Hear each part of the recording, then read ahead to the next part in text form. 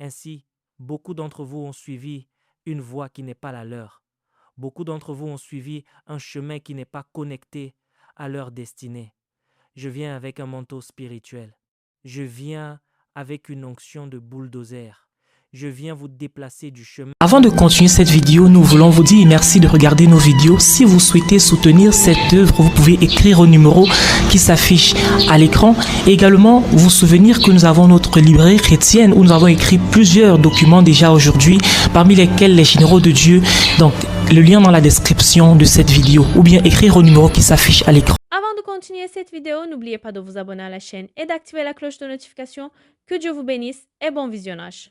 Lorsqu'on aborde le sujet de la puissance, il s'agit d'une implication et d'un engagement des esprits. Le sujet de la puissance est une implication et d'un engagement des esprits. Puis-je vous causer un choc? La vie n'est pas conçue pour vous aider. La vie est conçue pour s'opposer à vous. De la manière dont elle est créée, la vie n'est pas faite pour améliorer les choses. Écoutez-moi bien, à mesure que vous vieillissez, votre corps défaille, les organes lâchent. À mesure que vous l'utilisez, les choses s'affaiblissent. Il existe une réalité appelée la loi de la gravité. Lorsque vous sautez en l'air, que se passe-t-il? Vous redescendez, car la vie ne vous a pas conçu pour rester en haut lorsque vous sautez. La vie ne vous a pas conçu pour demeurer en haut lorsque vous sautez. Ainsi, pour qu'un homme saute en l'air et y reste, les esprits doivent être engagés. Pour qu'un homme saute et demeure en haut, les esprits doivent être impliqués. Êtes-vous conscient que ce qui arrive à un homme est déterminé par ce qui le suit? Lorsque vous voyez un homme réussir, un homme avancer, un homme s'étendre, un homme grandir, il est très important que vous vérifiez ce qui suit cet homme. Si un homme devient meilleur, il est important de vérifier ce qui le suit. Demandez à 7 personnes autour de vous, qu'est-ce qui te suit? Qu'est-ce qui te suit? Qu'est-ce qui te suit? En ce qui concerne l'heure et le moment, aucun homme ne les connaît. Mais vous recevrez une puissance après que le Saint-Esprit sera venu sur vous. Il voulait dire par là, pour changer les temps et les saisons, vous avez besoin de puissance.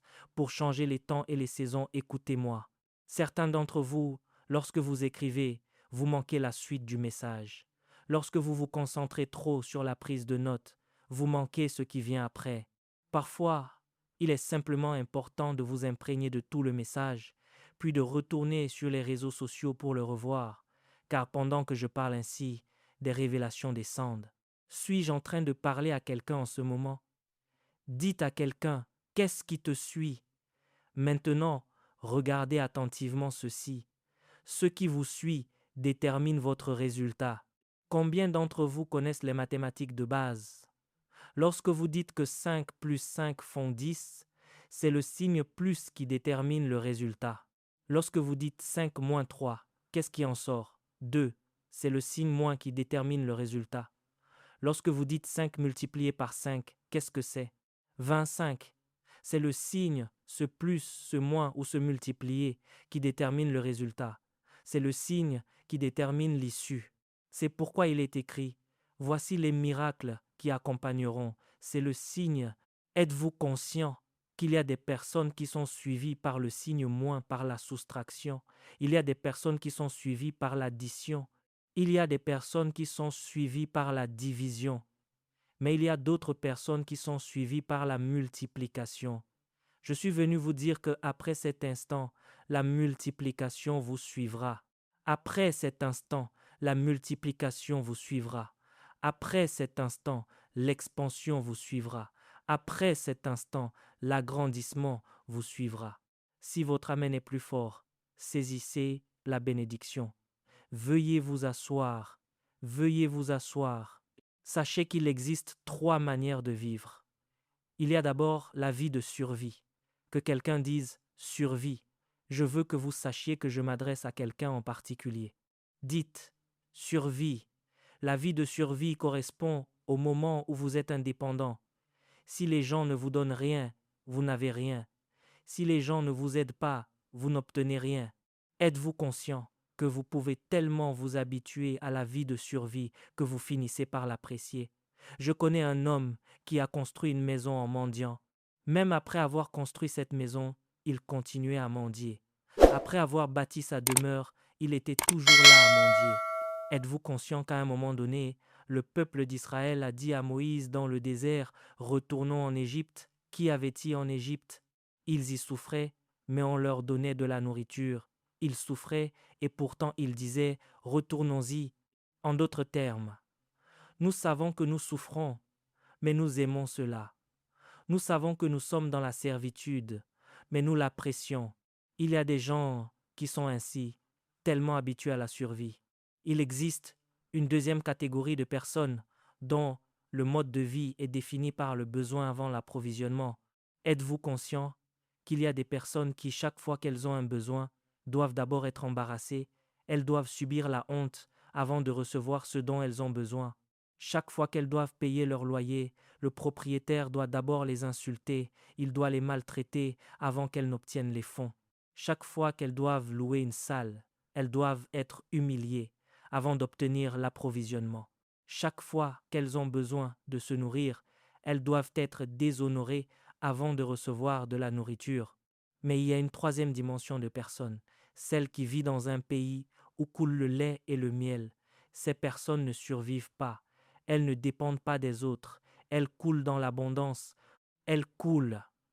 Je suis venu prophétiser que quiconque entend le son de ma voix entre dès maintenant dans ce flux. Entrez dans ce flux dès maintenant.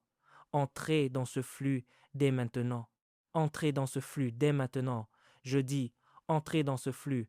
Flux financier, flux spirituel, flux politique, flux académique, flux ministériel. Vous coulerez dans l'abondance après cet instant. Vous coulerez après cet instant. Si votre amen est plus fort, saisissez la bénédiction. S'il vous plaît, asseyez-vous. Ne laissez personne vous mentir en vous disant que cela n'a pas d'importance. Ne laissez personne vous dire que l'expansion n'est pas importante. Il y a des pasteurs qui sont si paresseux qu'ils se cachent sous le prétexte du verset qui dit « Là où 2 ou 3 sont assemblés ». Ils sont si paresseux que leur église ne grandit pas et ils prétendent que les chiffres ne comptent pas. Monsieur, les chiffres comptent. C'est pour cela qu'il y a un livre dans la Bible appelé le livre des nombres. Je dis que les chiffres comptent. La Bible elle-même nomme un livre ainsi. Au nom de Jésus, vous augmenterez en nombre. Je déclare que vous augmenterez en nombre. Financièrement, vous augmenterez en nombre. Matériellement, vous augmenterez en nombre. Dans le ministère, vous augmenterez en nombre. Dans votre réseau d'entreprise, vous augmenterez en nombre. Que quelqu'un crie « feu, feu, feu », que quelqu'un crie « feu, feu, feu », que quelqu'un crie « feu », asseyez-vous, s'il vous plaît, asseyez-vous. Dans le passage que nous avons lu, la Bible dit « Et cet homme sortit et vit certaines personnes qui se tenaient là sans rien faire. Il leur dit « Pourquoi vous tenez-vous ici ?» Ils répondirent « Parce que personne ne nous a embauchés. Nous voulons bouger, nous voulons aller de l'avant, mais les personnes pour impulser notre mouvement ne sont pas disponibles. Puis-je vous dire ceci? Il n'y a rien dont vous ayez besoin qui se trouve encore au ciel. Rien du tout. Il n'y a rien dont vous ayez besoin au ciel. Écoutez-moi bien. Pour chaque grâce que vous recherchez, il y a des hommes qui en sont les gardiens. Rien n'est resté bloqué au ciel. Quoi que vous cherchiez, il y a des hommes qui en sont les dépositaires, qui la portent en eux. Il y a des hommes pour cela. Ces personnes de l'Évangile ont dit « Nous faisons du surplace. Nous ne pouvons pas bouger parce que nous n'avons personne. Ce dont nous avons besoin pour avancer n'est pas disponible. Rien de ce dont vous avez besoin n'est au ciel. Tout est disponible et accessible, mais cela doit passer par une connexion avec la bonne personne. Dans le premier livre de Samuel, au chapitre 9, si vous lisez à partir du premier verset, la Bible dit que les ânesses du père de Saül s'étaient égarées. Saül quitta la maison de son père pour aller à leur recherche. Lorsqu'il partit, il était convaincu de chercher de simples ânesses perdues. Il ne savait pas qu'il était en réalité à la recherche d'un trône perdu. C'était un trône qu'il cherchait. En quittant la maison de son père, la Bible dit qu'il passa par la contrée de Shalisha, puis par le pays de Shaalim et par la terre de Benjamin. Il ne trouva rien jusqu'à ce qu'il rencontre un homme appelé Samuel. Il s'est déplacé de lieu en lieu jusqu'à ce qu'il trouve Samuel. Ce que vous cherchez ne se trouve pas dans un lieu géographique, cela se trouve dans une onction. Ce que vous cherchez n'est pas dans un endroit, c'est dans un homme. Et il trouva Samuel. Alors Samuel lui dit, « Répare chez toi. Ce que tu cherchais a été retrouvé. » Et la Bible montre qu'il s'était dit auparavant, « Trouvons un prophète qui nous indiquera notre chemin. » Il disait, « Nous avons besoin d'un prophète qui nous montrera notre chemin, non pas un prophète qui montrera le chemin général, mais notre chemin spécifique. » Ainsi, beaucoup d'entre vous ont suivi une voie qui n'est pas la leur. Beaucoup d'entre vous ont suivi un chemin qui n'est pas connecté à leur destinée. Je viens avec un manteau spirituel. Je viens avec une onction de bulldozer. Je viens vous déplacer du chemin ordinaire vers votre propre chemin. Je viens vous faire bouger de là où vous étiez bloqué vers le lieu où vous devez être. Que quiconque au Lesotho entende le son de ma voix. Je vous prends là où vous êtes et je vous propulse vers votre destinée. Je vous retire de votre passé. Entrez dans votre chemin. Entrez dans votre chemin. Entrez dans votre chemin. Entrez dans votre chemin. Financièrement, entamez votre véritable chemin. Maritalement, entrez dans votre chemin. Que quelqu'un crie « Feu, feu, feu !» Vous ne progressiez pas, vous faisiez du surplace. Je suis venu vous catapulter, vous faire bouger, vous propulser, vous embraser. Tout ce qui vous a rendu immobile, tout ce qui vous a rendu stagnant, que ce soit un ministère qui n'avance pas, un mariage qui n'avance pas, des finances bloquées ou une carrière au point mort. Après cet instant, avancez. Après cet instant, avancez. Après cet instant, avancez. Vous ne servez pas un Dieu mort, vous servez un Dieu puissant. Il est le même hier, aujourd'hui et éternellement. Quand Dieu dit oui, aucun homme ne peut dire non. Quand Dieu vous élève, aucun homme ne peut vous rabaisser. Dieu est de votre côté. La puissance est de votre côté. La gloire est de votre côté. Que quelqu'un crie « Feu !» Criez « Feu !» Dites à 5 personnes autour de vous « Je bouge, je bouge ». Dites à 5 personnes « J'avance, je bouge, je progresse, je suis en mouvement, je suis en mouvement ». Écoutez-moi, peu importe ce que vous voyez. Le problème que beaucoup d'entre nous rencontrent est illustré par cette histoire. Le maître leur a dit « Pourquoi restez-vous ici toute la journée sans rien faire ?» Ils ont répondu « Parce que personne ne nous a embauchés. Personne. » Alors il a donné un ordre à quelqu'un en disant « Prenez-les avec vous. Certaines personnes ont besoin que Dieu parle en leur faveur. Il y a des instructions divines qui nous sont données pour nous secourir. Dans ce cas précis, il ne s'agit pas d'une simple décision humaine, mais d'une instruction. Lorsque les gens décident de leur propre chef de vous aider, ils peuvent changer d'avis. Mais lorsque les gens reçoivent l'instruction de vous aider, ils s'exécutent. S'ils décident seuls, ils peuvent se rétracter. S'ils reçoivent un ordre supérieur, ils obéissent. Nous sommes venus donner des instructions spirituelles à ceux qui doivent vous aider. Nous venons commander à vos bienfaiteurs. À quiconque est ordonné pour vous soutenir, nous lui transmettons une instruction divine. Vos bienfaiteurs reçoivent cet ordre. Dans leurs rêves, ils l'entendront. Vos bienfaiteurs sont instruits. Dans leur vision, ils l'entendront. Vos bienfaiteurs reçoivent une directive. Pour quiconque est destiné à vous aider, nous décrétons une instruction divine, qu'ils aient une rencontre avec Dieu et ils vous appelleront auprès d'eux. Si votre amen est fort, c'est à vous que je parle. Développons cette réalité ensemble.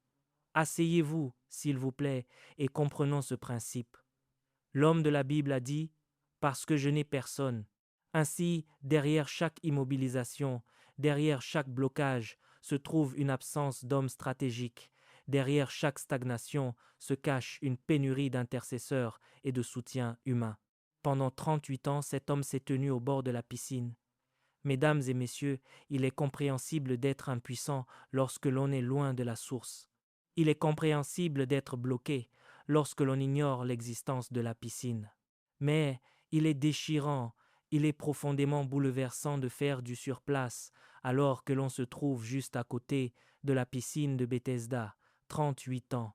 Cela signifie que cet homme a vu les autres célébrer leur guérison 38 fois de suite. Il était juste à côté, il les voyait, mais rien ne se passait pour lui. Regardez bien, car vous n'avez peut-être pas saisi toute la portée de mes paroles. Cet homme n'a pas dit qu'il n'y avait pas de foule autour de lui. Il a dit « Je n'ai personne ». Les gens passent en nombre, mais aucun ne marche avec moi.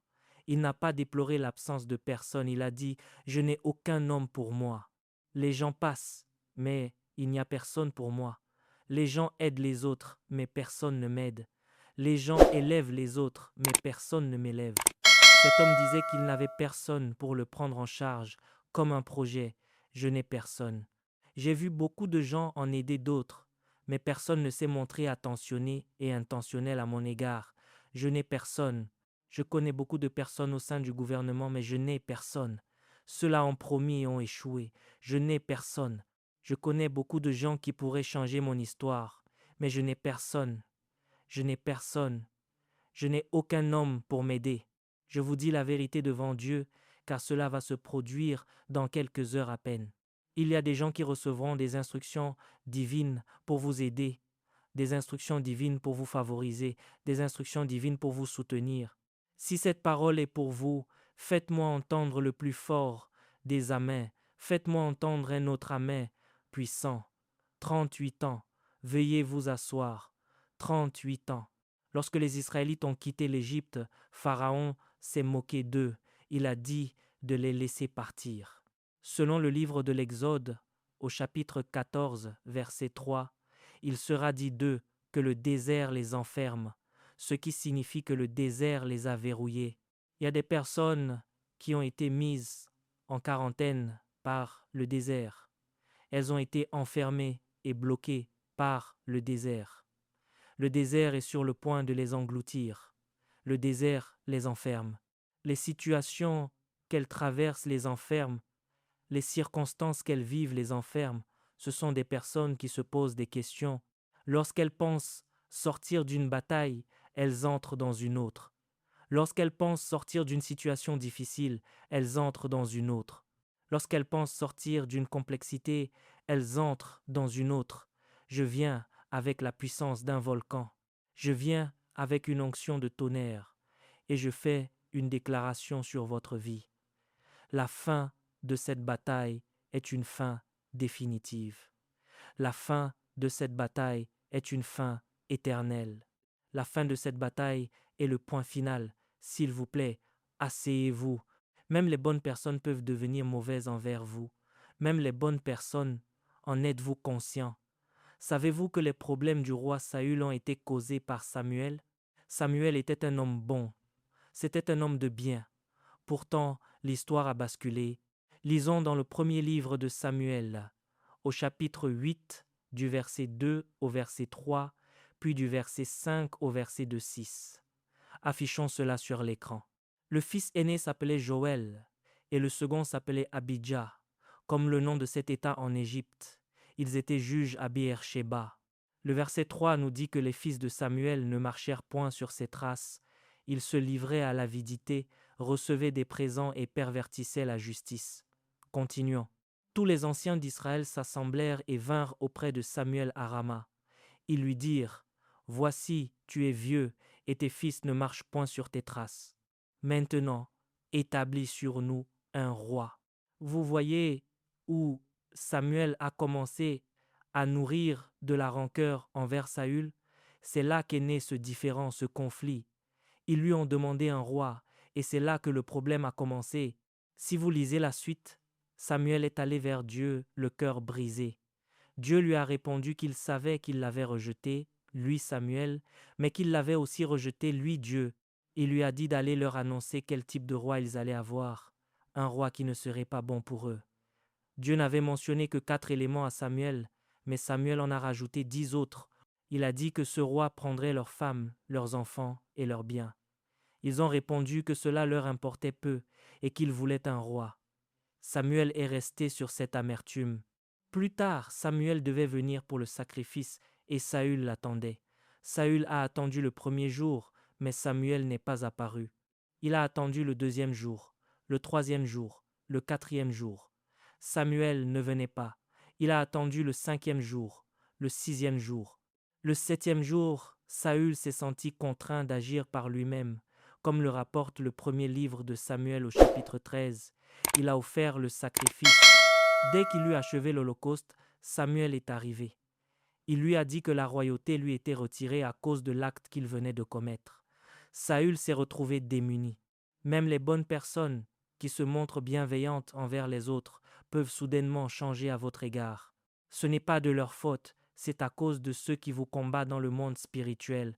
Ne blâmez jamais votre bienfaiteur, blâmez l'autel spirituel qui s'oppose à vous.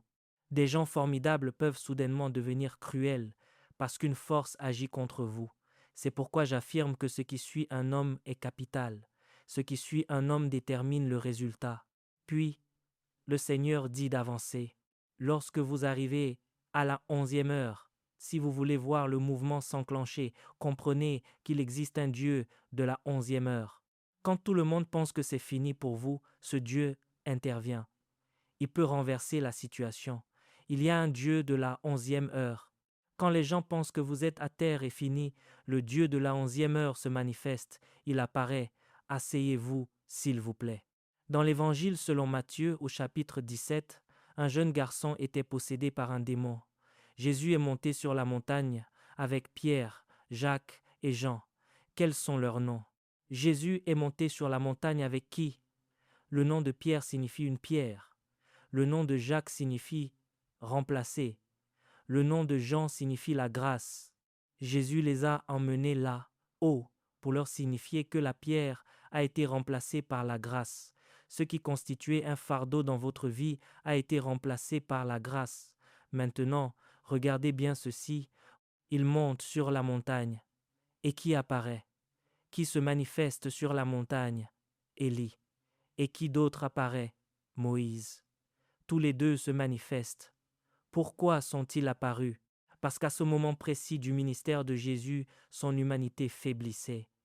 Il ne parvenait pas à concevoir comment des hommes mortels allaient crucifier le Seigneur de gloire. Son humanité fléchissait. Plus tard, il dira « S'il est possible que cette coupe s'éloigne de moi », son humanité faiblissait. N'oubliez pas que dans le ministère d'Élie, ce dernier est arrivé à un point similaire dans sa vie.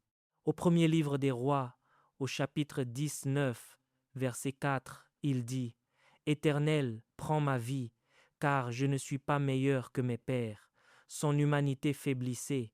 Moïse est aussi arrivé à ce stade dans sa vie où il a dit à Dieu « Prends ma vie, que je ne vois pas mon malheur. » Son humanité faiblissait.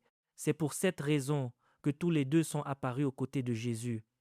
Car il faut un homme qui est passé par cette épreuve pour encourager un homme qui est en train de la traverser.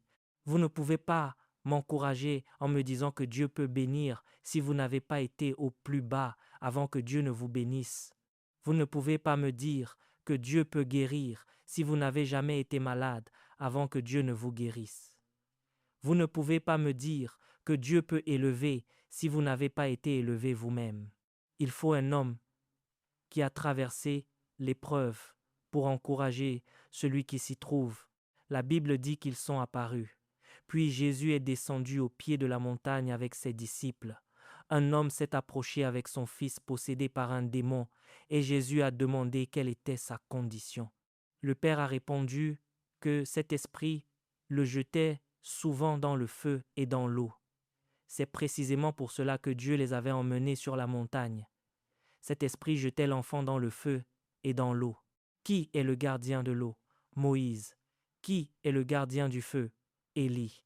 Voilà pourquoi Jésus les a emmenés sur la montagne, afin qu'ils se connectent au gardien du feu et de l'eau. Regardez la suite de l'histoire. Dès que l'esprit a vu Jésus, le démon a jeté le garçon par terre. L'enfant a commencé à écumer de la bouche. Les gens couraient. Que se passait-il? Ils pensaient que le garçon était mort. L'esprit était calme et muet jusqu'à ce qu'il se trouve face à Jésus. Dès qu'il a vu Jésus, le démon a réagi violemment. Il l'a jeté au sol. Les gens ont cru qu'il avait rendu l'âme. Alors Jésus a dit « Sors de lui » et l'esprit l'a quitté. Saisissez-vous la portée de cet acte? La manifestation était violente, mais dès que Jésus a donné l'ordre, l'Esprit a obéi. Ce n'est devenu violent que lorsqu'il s'est tenu devant Jésus. À l'arrivée de Jésus, le démon a agité l'enfant et l'a jeté à terre, puis Jésus a ordonné de sortir de lui. Comprenez-vous la révélation cachée ici? C'est lorsque les choses sont sur le point de s'améliorer qu'elles semblent soudainement empirer. C'est au moment où la situation va s'arranger qu'elle devient subitement plus difficile. Êtes-vous conscient que plus vous priez, plus vous faites de mauvais rêves? Plus vous priez, plus la résistance s'intensifie. Plus vous priez, plus les attaques se multiplient. Le diable veut décourager votre foi. Le diable veut décourager votre vie de prière. Suis-je en train de parler à quelqu'un ici? Le diable cherche à vous décourager. Plus vous priez, plus vous donnez, plus vous manifestez votre amour pour Dieu et plus la réaction spirituelle est vive.